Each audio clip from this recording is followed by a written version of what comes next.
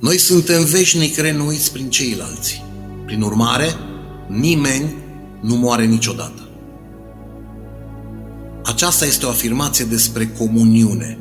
Atunci când calea spirituală șerpuiește prin spațiu și timp, tu o străbați ca un trup separat, o personalitate separată și un ego separat.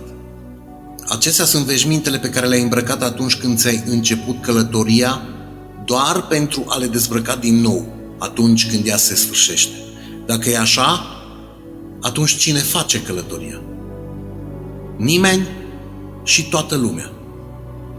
Deși ne schimbăm identitățile în momentul morții, lepădând un eu pentru a îmbrăca altul, la sursă există doar ființa, nemișcată, eternă, întotdeauna aceeași, dăruind viață fiecărui fragment al său, dar nedobândind și nepierzând niciodată nimic.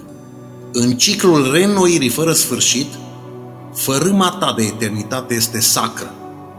Întrucât trăim în ființa noastră, nici unul dintre noi nu moare vreodată.